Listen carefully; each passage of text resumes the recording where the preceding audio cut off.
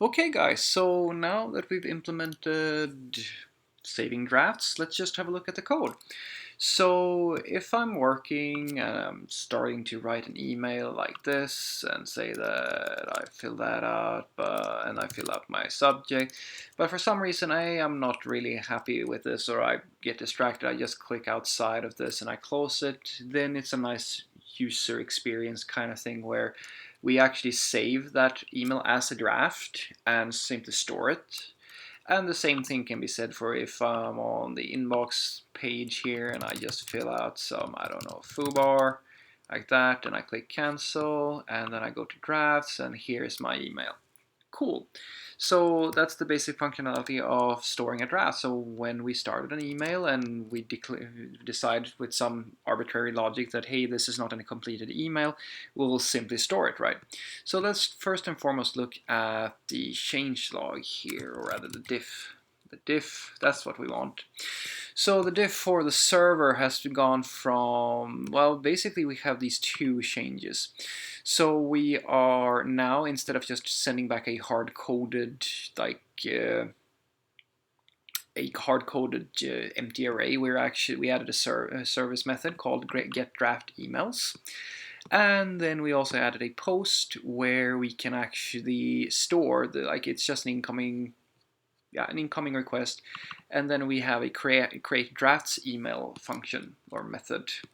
Now we needed to make a few models changes here. So the way that this works is because originally in our model we had decided that, hey, like the recipients and like the subject and all of this stuff here in message, all that should be required. But now that we have this optional state where an email may be in a state where there is no recipients or there is no subject or there is no message, we have to remove that. And as you can see here in the outline here, we've actually removed these required labels, and we've also added the drafts type to our enumeration here, or enum, so that we can express that this is a draft email. Cool. And then we have our email service where we can actually look at the whole file here because it might be interesting. So the it's very similar to the create email. It's just that we have a specific create draft email and we set the type to draft, and then we check the subject. And the reason why we check the subject is just so that if a subject is not included, we still have something here in this field. You can see I actually saved one without realizing that, hey, we should probably have some type of default value for this because it looked kind of weird and there's actually no interaction to be had there. So basically, we just added that little piece of arbitrary logic. We could change this later if we wanted to, but that's the way it works right now. And then we have get draft emails, which is very similar to get sent emails. It's just that instead of having an or statement here, we simply check for whether or not the type is of draft. And then we have some tests we added for this, and let's actually look a little bit closer at that. So we simply added a very basically almost a copy paste of the previous test, just to keep our test coverage up.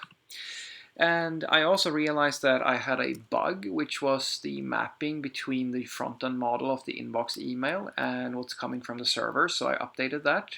The incoming email is actually sending a property of type message that I map over to the property bar, which is, as we can see here, if we look at the network call, refresh this page and we go and check here. So the incoming property is message, and it's like an arbitrary message. But in my inbox email, I had the expected incoming email property I was looking at was body, and that's now message, so that this is consistent. Now this, as I said, this is a necessary evil to keep these two models updated, because I want this behavior, because I want to be sure that whatever I'm getting from the server is what I'm expecting. I don't want to show anything or grab anything that I don't know what it is. And then we have our navigation bar where quite a few things have changed. And if we have a look at this file, let's actually just walk through this. No, that's not the right file. This is the right file. So now our on cancel has gotten a little bit of more content here.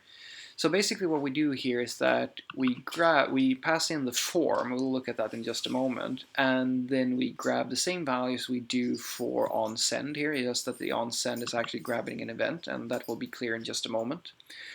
And then we do the same mapping, we create an email request, and then we close the modal immediately because we don't want to show a message or anything like that. We simply want to close the modal and be done with it. And then we have this little function here, email was started. It's a very little function that simply goes and checks that whether or not, there is any type of content. If the email is completely empty and there's not been any type of input, we don't really care about, then we don't want to send anything. So if I just open this here and I close it, notice that there is no network call, because then we don't consider this to have been a started email. And then we make our fetch call, we grab the JSON response, and then we check if the response is okay, we throw an error, and then we have this property here on draft sent, which will make sense in just a moment. And if there is an error, we simply show a error modal. That's about it, really. So let's have a look at the navbar container here, where the on error has changed. We see that there's a bit of change here, so let's actually go into this one as well.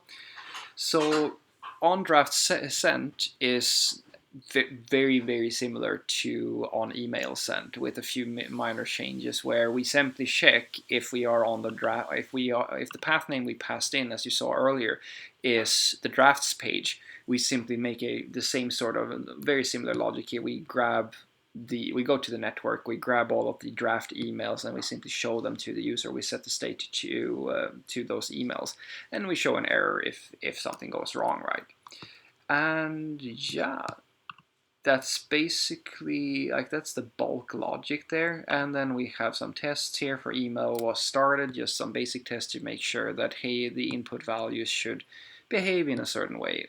And yeah. And most of the rest of this is just me moving around some files. So this is the basic logic of how to show the drafts to our user. So let's have a look at our board, and this is it's pretty much ready for testing. So the next thing we want to look at here is, okay, we look at this prioritization and think, all right, add support to view inbox emails. Yeah, that's probably fairly relevant. But then again, then we have to kind of simulate that there's an incoming email, and since we haven't started on the integration to a service provider, like an email service provider, unless of course, in Fantasyland we are the email service provider, but we probably want to do some type of integration. Maybe this is something we can save for later. Maybe it's not that important. So let's move that down a little bit. This should probably, it should probably be down here somewhere. Right, so add support to view important emails. Well, now this is interesting because then we can implement this feature where we can click and we can look at the important tab. So yeah, that's going to come up next.